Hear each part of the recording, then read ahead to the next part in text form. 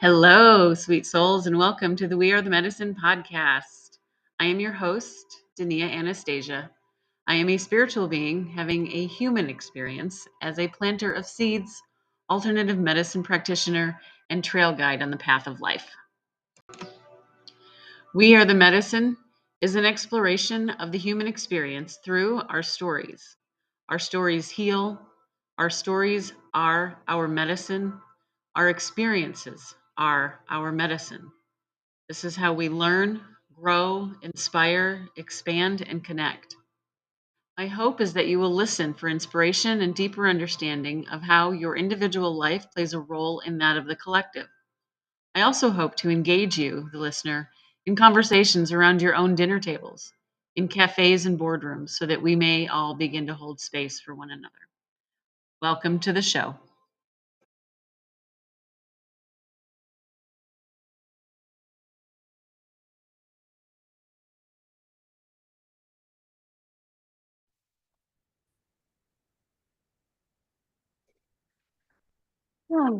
Hello, hello. Today we are interviewing a very good friend of mine for We Are the Medicine podcast. And I'm going to take a moment here and welcome Miss Jackie Dunkle. I first met Jackie, several years ago. Feels like we've known each other since forever, though.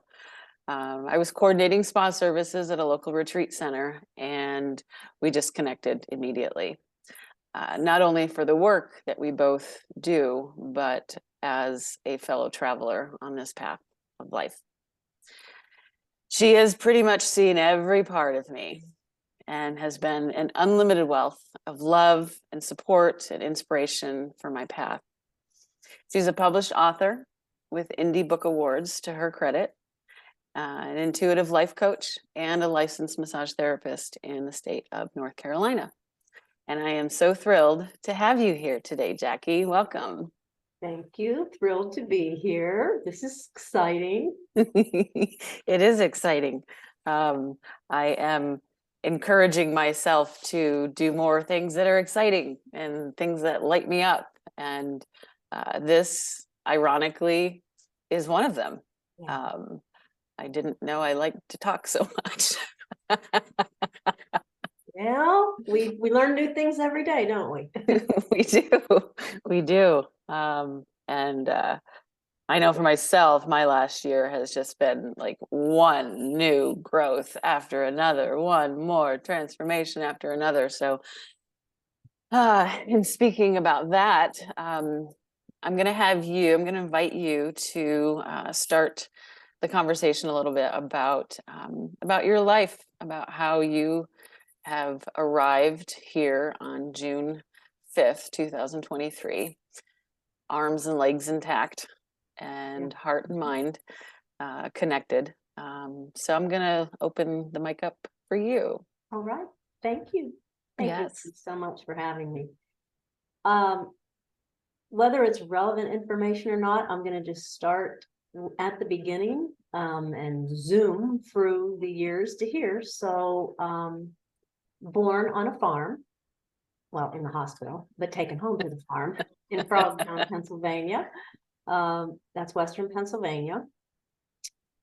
I tell people it was like growing up on Walton's Mountain and Little House in the Prairie, like the two of them combined. My mother was not Amish, but lived near an Amish community. So there were a lot of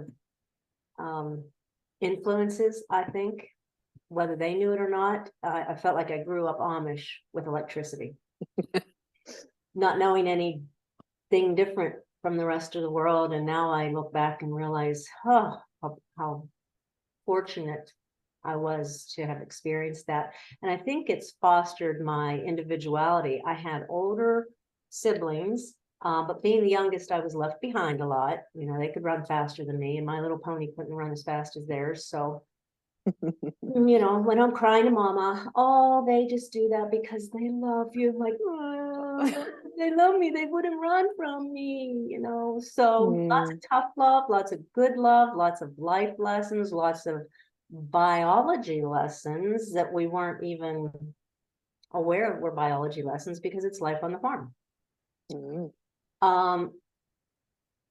Graduated valedictorian in my high school, and I'm not that smart. I mean, didn't I'm know smart that. enough. Yeah, I'm smart enough, but I'm more clever, I think, than I am smart. I was great at math, but I avoided biology in school. I don't know why. I was intimidated by it, I guess. Mother, of course, wanted me to go off to college, and I did not want anything to do with college. I'd had a bad experience with college during, what they call it, some kind of gifted program. Didn't work out so well for me. Wasn't my thing. So I decided, probably a month or two before graduation, that I was going to be a hairdresser, since I was cutting hair in the bathroom all the time. And my dad said, well, that's a good choice. You'll never starve. If someone always needs a haircut. If you're a hairdresser, you'll never starve. There's a solid response for you. Yeah. Coming from my former truck driver dad. Mm. And my mother, she finally said, yeah, God will put you where he wants you. My expectations are not his, and I know that God has his hand on you, and he'll put you where he needs you. So I was a hairdresser for many years. I married young. Well, young is relevant. I married when I was 20, had my child when I was 21, one and only child. Divorced at 30. Continued to be a hairdresser, opened a spa.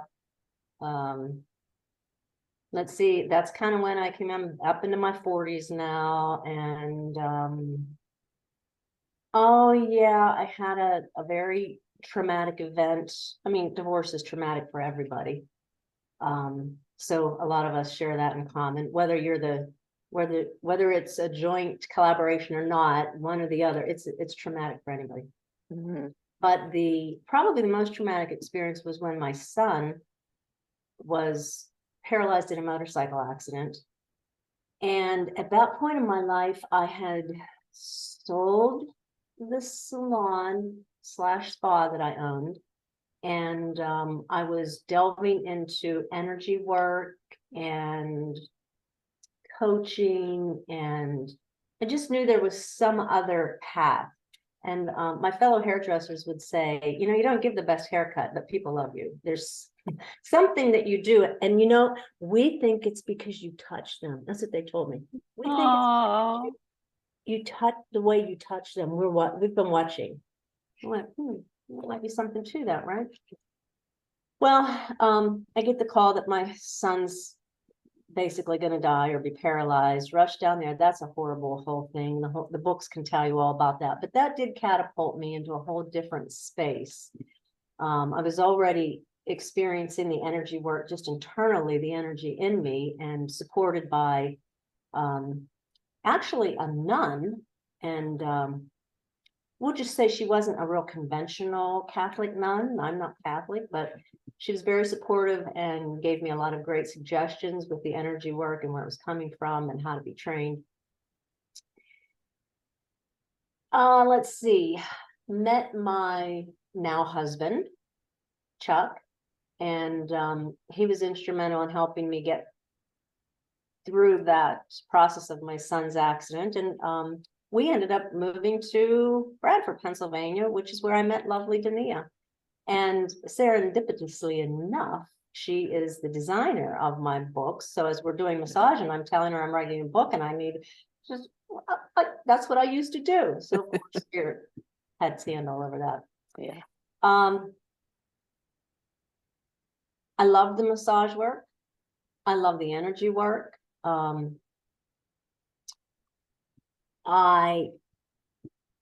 When my son became a father, and that's a wonderful story if you ever want to delve into that, I decided I wasn't going to miss out on grandmothering. So we pretty much just cut our ties in Pennsylvania and cold turkey moved to North Carolina, started all over. Wasn't easy, but the rewards were multiple. They were wonderful. And my husband and I got to enjoy and are still enjoying wonderful years with the grandchildren. Uh, 2020, of course, was a horrid year for everybody, with the whole COVID debacle and whatever your views on that, it doesn't matter. It was just horrible for everybody. That year, right after COVID hit, we found my best dearest friend here in North Carolina. She had just left our house after an evening outside of music, and she had fallen in her garage when she got home, and by the time we got there, she was already dead. So we start the year off with that, finding her, and it was just a rough one. 6 months later, my brother died of pancreatic cancer, bringing him home. Well, actually, at his funeral, Chuck's, my husband Chuck's situation, he walks to me and says, it's bad, something's wrong. And he's bleeding profusely through his urine, which he'd been having symptoms that he was told were stones. But we knew by the look on his face, this was not a stone issue. So we rush him home, get him to the ER, argue about getting in there because of masks and COVID, blah, blah, blah. And it didn't take them long to let me in there with him because he's so phobic. He's every phobic there is in the hospital. So they're like, I think we need you back there. I went, oh, okay, you had to find out for yourself. He was diagnosed with terminal bladder cancer. So that was the third blow that year. A few months after that, my father died. And a few weeks after that, my mother died. So there was a whole lot going on within a year's period of time. I'm pretty good at rolling with the punches. I kind of, that's, I think, where my strength lies and my perseverance shines. But when I started, I guess you would say, bleeding internally that year, I went, oh, geez, don't even tell me. I had enough this year. So Mainstream did a colonoscopy, nothing wrong, you're fine. Not sure why there's blood in your stool. I was fortunate enough to be hooking up with an integrative practice because of the route we had chosen for my husband Chuck's care. And a young lady with a background from India, I was fortunate enough to be with her. Anyway, she diagnosed me via a stool test with intestinal parasites. I'm like, okay, thought it was cancer, but okay, let's get this. So the strange things that had happened from my husband's diagnosis, because he chose to go an alternative route, doing all that research and taking classes. And it really, now that I look back on that year, I'm surprised I made it through. Like, did I do that? It didn't seem like that much at the time, but yeah, it is. And I blame my health on, I just had a lot going on, it's stress, blah, blah, blah, blah, blah. Well, we had began to treat my husband, I guess you would say, naturally. He didn't want to do any of the mainstream stuff. They told him he'd have a year to live and that they could maybe get him to 5 years, but basically they were going to gut him. And he just couldn't do it. So my thought to him was, look, I know you trust me, but I might kill you. Like, I don't know. I'm not a cancer doctor. I'm not an oncologist. I'm not a doctor. I'm a massage therapist. I study alternative medicine all the time, but I might kill you. And his response, which was it's almost identical to my son's words when he was in the hospital. I'd rather die by your hand than a stranger's. I'd rather have someone I trust than someone I don't trust. So full speed ahead, try everything, do everything. There's some things that we've learned that have been wonderful along the way. So we were already a little versed in anthometics, which are dewormers that some people have been using to treat cancer. And Chuck had a very positive reaction as soon as we started using the dewormer, and we'll just say strange looking things came out his urine that the doctors wouldn't check or test. In fact, hate to say this, but we were kind of blackballed from our big deal learning hospital here, and then our little local hospital, we were asked not to come back. We're not that difficult, but I guess we're just that outside of the box that they have no parameters to work around with that. They weren't comfortable working with us. Yeah. So really we were on our own, unless we wanted to chase around somewhere across the country. And his reply was, look, if I've only got X amount of months to live, I'm just going to live. I'm not going to chase down someone to look at my bladder every month. Let's just live. Yeah. And that's what we did. And we learned about the anthometics, which are dewormers. So when I was diagnosed, I'm like, oh, that's kind of weird. All right. Me, whatever. Didn't think much of it, but did think something of it. Sure. Oh, yeah. So I go for a year being treated with anthometics, and I'm still not clear, which is really alarming to me. Like, what in the world is going on? So apparently I've been infected a long time.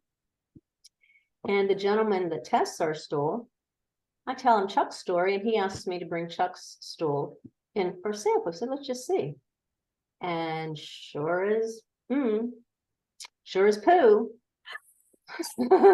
since that's the topic, Chuck has 2 different varieties of parasites in his stool. And everything just starts clicking. Like, what we thought were parasites coming out in your urine after you started the dewormer, maybe they really were. You know, maybe we weren't crazy. Maybe we're not crazy. Yeah. And of course, we've read all kinds of literature that cancer is a parasite or can act like a parasite. So it wasn't new to us, but until it happens to you and you see the physical evidence in your toilet, it's not real.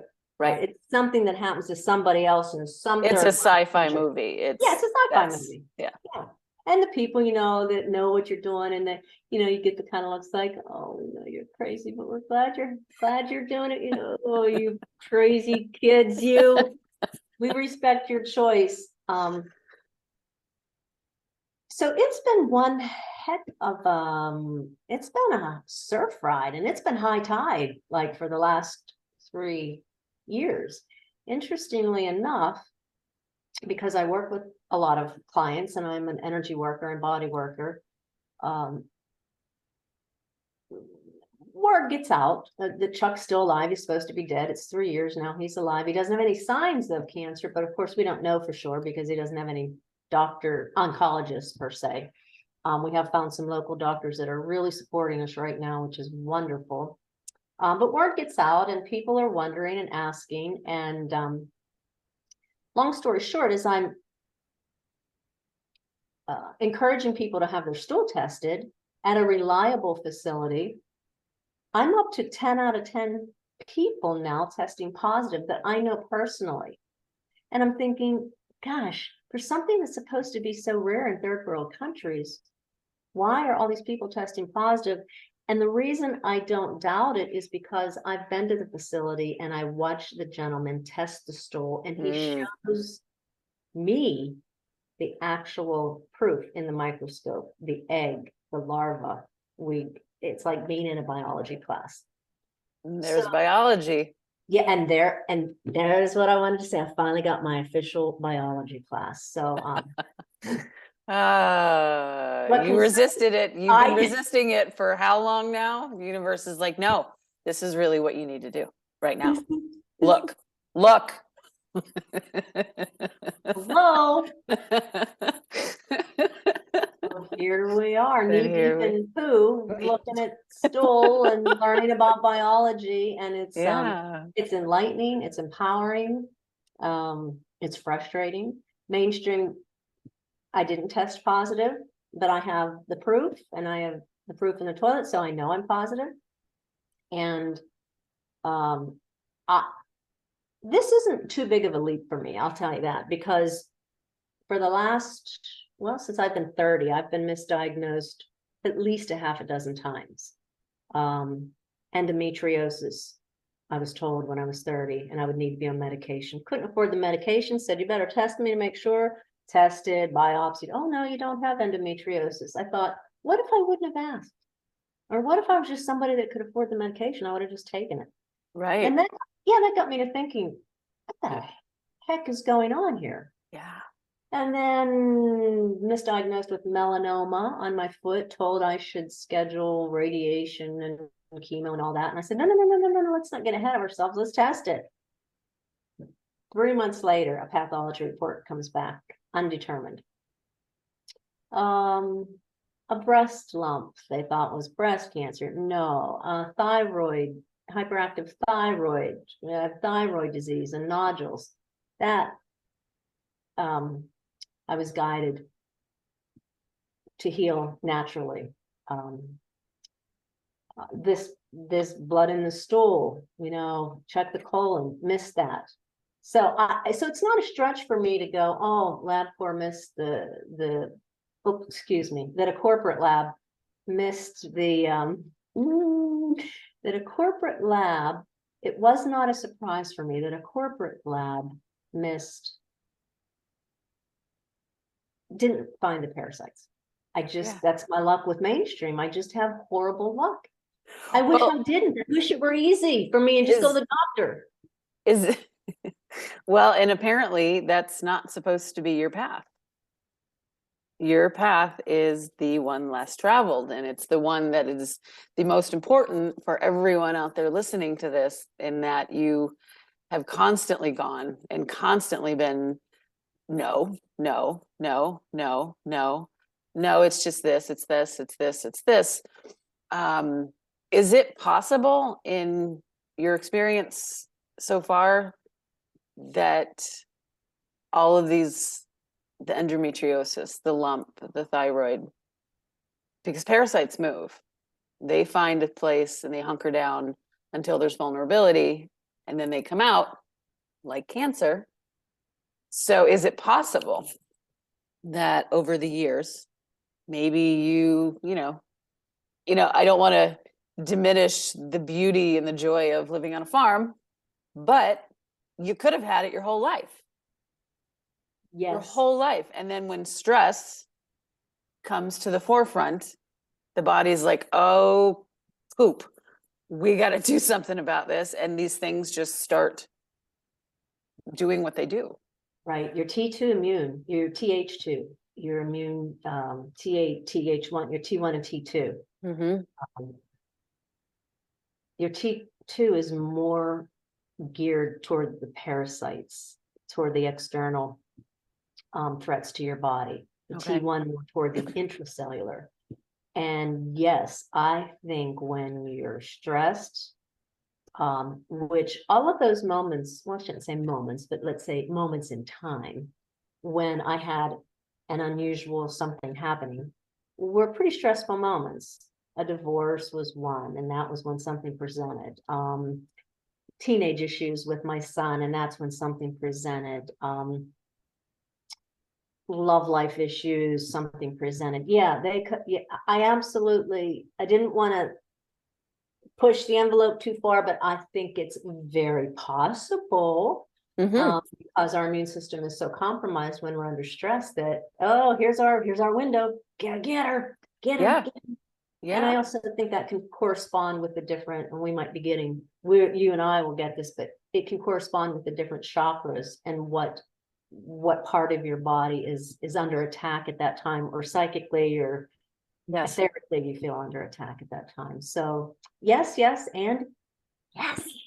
Woo, wow. And I also think that being raised on a farm, yes, made me more susceptible, but the more I'm learning, and the more people of the 10 of 10 that weren't raised on a farm, I'm not sure that's even a factor now.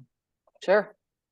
I mean, it's a factor, but we all breathe, we all touch dirt. Well, maybe not. We all eat. And I'd say at least 3/4 of us all have domestic pets. Bingo, zinga. Yeah. that sleep with us. My dad That's would say, no, no animals in the house, they'll make you sick. And he was right. he was Um, right. but he didn't, that generation, of course you are, Dad. You're always right. Yes, That Dad. generation knew, but they had stopped worming people or cleaning people regularly by then. I guess around in the 30s, we sanitation became a thing, and Yeah. countries still do worm, but Well, Americans. and today there's a jar of antibacterial soap and lotion everywhere. They have it in the parks. They have it in, you know, eh, places where Grocery you just stores. grocery stores. They have it in everything. So everything is so clean. But we're You think? dirtier than ever because our bodies are so used to absorbing all that stuff that we don't even recognize when we are getting sick. And the immune system has to battle all those ingredients and pump it out of the lymph system anyway, because it's not natural for us to be sterile. You know, microbes are not sterile. This is not a sterile world. And we keep trying to make it sterile, to make it safe. Yeah. Yeah, we're biological creatures. There's my daggone biology again that I tried to avoid. Yeah, yeah. We're biological What you creatures. resist persists, my love. It surely does. It Now gave you, it said, okay, so you're not going to study biology. You don't care. Guess what? I'm going you're to give gonna you an live it. entire life of nothing but biology. And you're going to get so into it. You're going to be a force to be reckoned with when it comes to it. Yeah.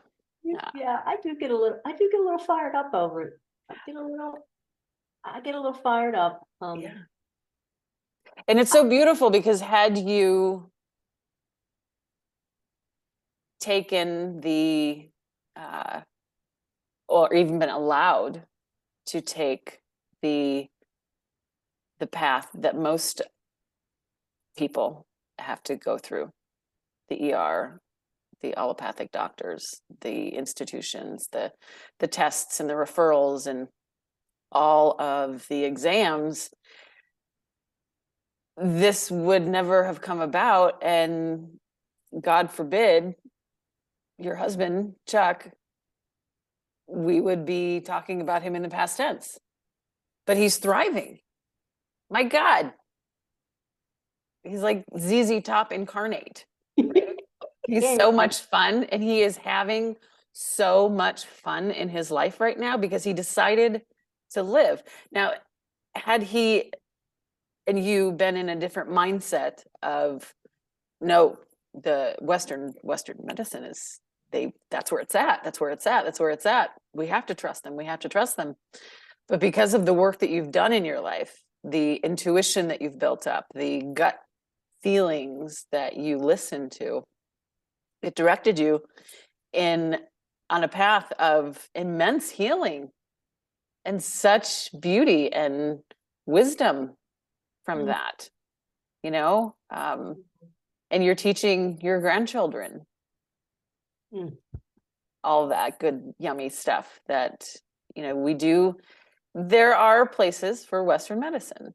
Yeah. Triage is Oh, exceptional, right? Surgeries beyond anything that we can comprehend today. But I just think that they're really lacking in the day-to-day care of dealing with the whole person and diagnosing. and Yeah. diagnosing. And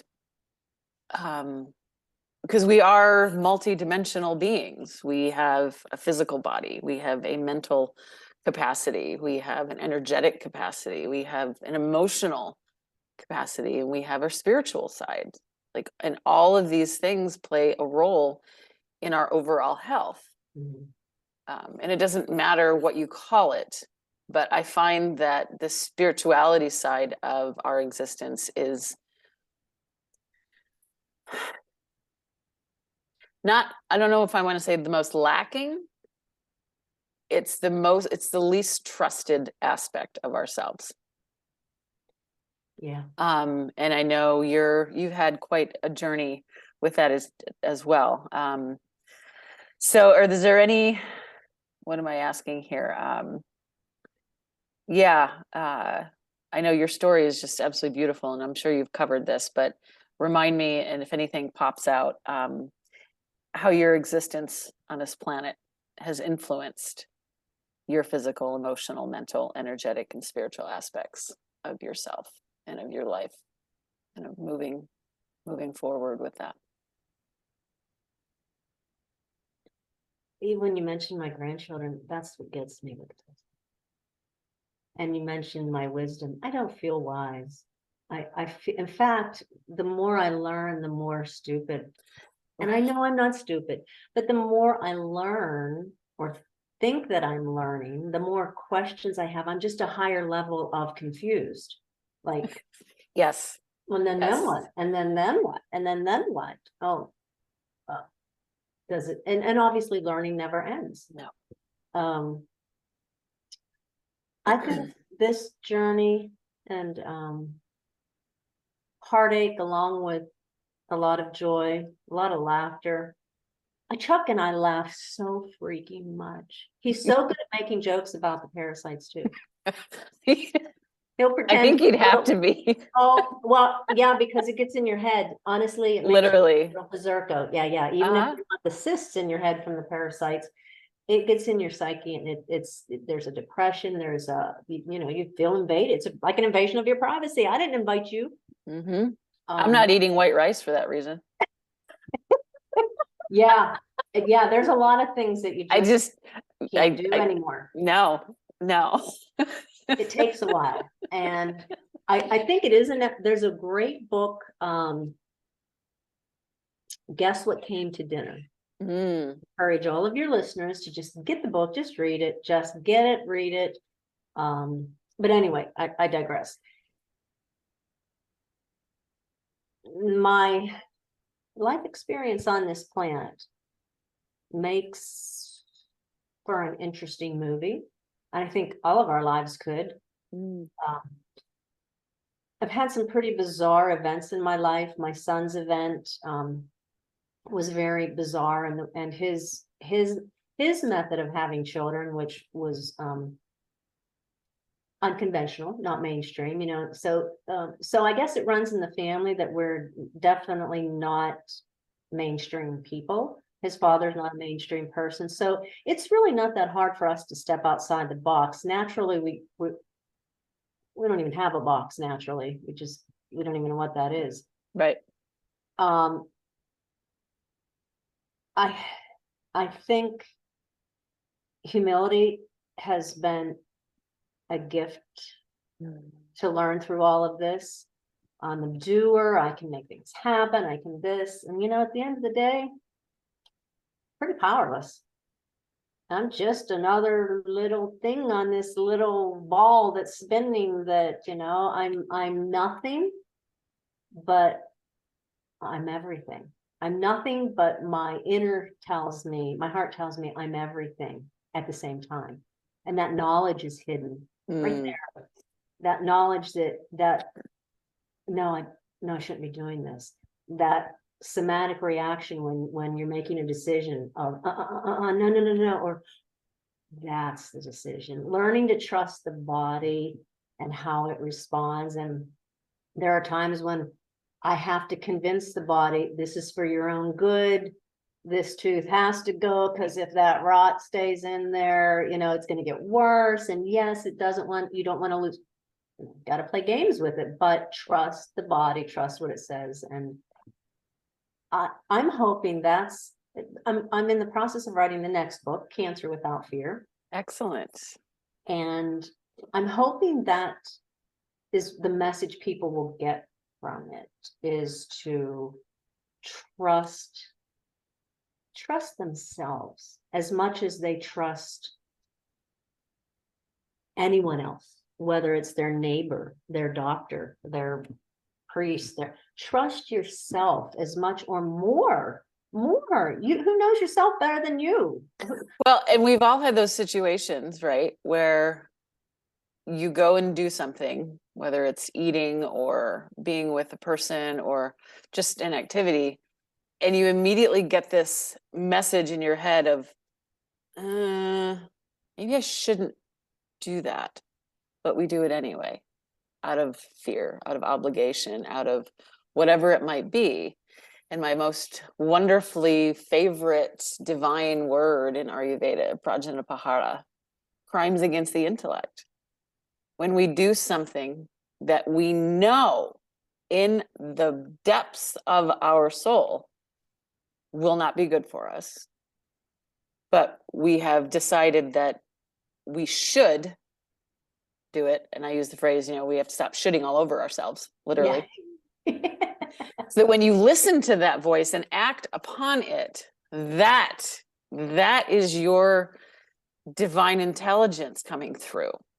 And it cannot be dismissed. It's not, it can be as simple as, you really should stop eating those wonderful coconut almond chocolates from Aldi's. You can stop now. To, being in the environment with those people makes me feel uncomfortable, and I'm just not looking forward to it, but it's a work thing. It's obligatory. And we do all these things all day long without giving it much intuitive justice. Yeah. And I'll be the first to admit, I do, and I've done things just out of spite to myself. Oh, yeah. Like, do it anyway. Like, right. You can't tell me what to do. Yeah, you can't tell me what to do. I'm going to do it. It's going to be fun, or it's going to be whatever. Whatever it's going to be, I'm going to do it. Oh, yeah. Humility, I really, goes a long, long way. It sure does. Yeah. So let's, I'm going to shift it just a little bit. I want to know, how do you, Jackie, find joy, ease, and love in your daily life? Joy. How do you cultivate it? How do I cultivate joy, ease, and love? Yeah. Obvious. The breath is the first thing. When I'm, I'm kind of a high intensity person at times. And when I feel myself spinning, like, okay, I'm getting out of control. Breathe, come back down, sit down. And I wasn't hyperactive as a kid, but as an adult, if I get fired up about something, or I can just.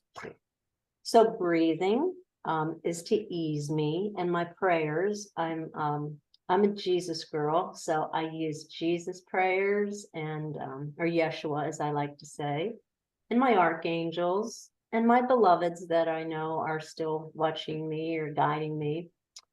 Prayer is powerful for me. And I don't mean prayer asking for things, just being quiet and acknowledging those forces. Just being quiet and acknowledging.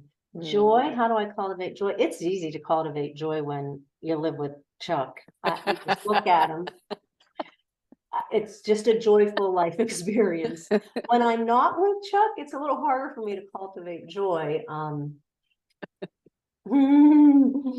So tell me the first time you remember hearing Sharp Dressed Man on the radio. Did that ever stick out to you when you were growing up? Well, because now you have him living with you. And I just love 24/7. I just love that scenario. If anyone is listening and wants to go find Chuck Circo, his band is what? Tell me the name of ZZ Top Notch. ZZ Top Notch. Yes, go look it up and go see his performances. He is an absolute riot, him and his whole team. So he's funny. And I don't remember when I first heard that song, but thank God I like that music, because as an old football coach, now he watches film. So he watches Billy Gibbons and he studies and he does, he's playing a role. Yeah. So it is 24/7 at our house now. And I have to remind him, you Chuck Circle. Hello. Hello. Oh, I love it. So is there anything else that you feel like you'd like to bring into this conversation? We've covered quite a bit. Yes, there's one last thing. I applaud you for your endeavors with this podcast. I think podcasts are fabulous. I don't listen to many of them, but I think they are how we learn.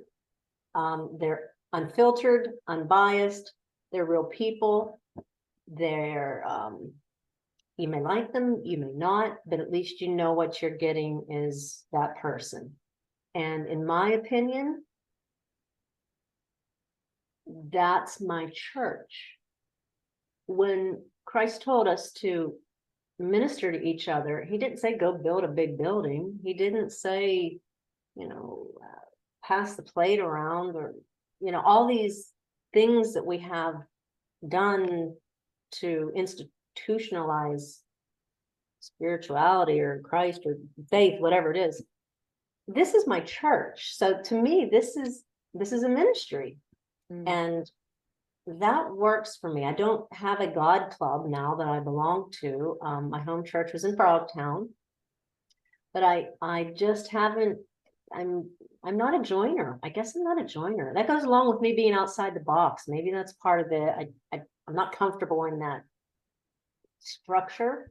I think it's necessary for many people. I think it's necessary for me at times. I like to go. I love New Year's Eve, Christmas Eve service, or I love a ritual.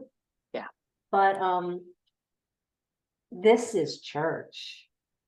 My fellow humans, my sisters, my brothers who want to love each other and want to share good things and encouragement. That's church. I agree. And it's interesting that my experience with the building of where God lived was never this. It never felt this way. It was, so this is my church too. This is my community, being in nature is my first and foremost.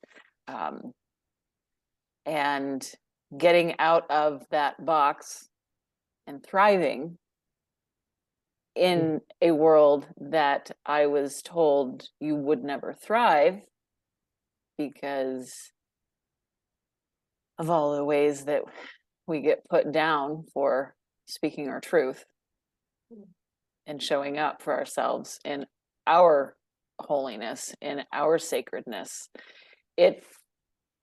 It's my chance to welcome the world and your stories to remind us who we all are and why we're here. Yeah. And you even have the symbolic building to go with it. I know it, that you found for me. We're speaking of 105 Mechanic Street in Bradford, Pennsylvania, that over a decade ago, Jackie called me. I don't know if it was in the middle of the night or not, but she said, you have got to meet me down here right now. And it was wintertime. It was actually February. And so we put our boots on and went down, and there was this beautiful abandoned church, an old AME church from 1879 that was for sale. And oh my God. So what, a decade later, it's now my home and my art studio and my holistic practice. And I'm more and more in love with it every single day. And even when I am alone and by myself, like I am surrounded by every person that ever stepped foot into this building from 1879 till 2023. And that feels pretty amazing. And there's a plaque above the church that when we took a tour of the building and walked out, and I looked up, and this is what sold it. Literally, through these portals, may you find peace, love, and joy. And it's still up there today. And it's probably been up there since 1879. So, yeah, Jackie, I am just so over the moon about you that I don't have the appropriate language to express how much I just adore you, and everything that you're about and what you bring into this world and what you bring to my life. So Right back at you, sister. we're gonna close with that, and Peace, love, and joy peace, love, and through this joy. portal. That's right. Mwah. I love you. I love you. I love you. And we will talk soon. Okay. Thank you. Thank you. You're very welcome. And that wraps up another episode of We Are the Medicine podcast. Wanted to take a moment to thank you and to let you know that I am grateful and I appreciate you so much. I see you. I hear you. I do understand. If you feel called, subscribe to my channel, like, share, comment with it, and check out my website for future happenings, daniaanastasia.com. That's all for now. I love you so much. It's crazy.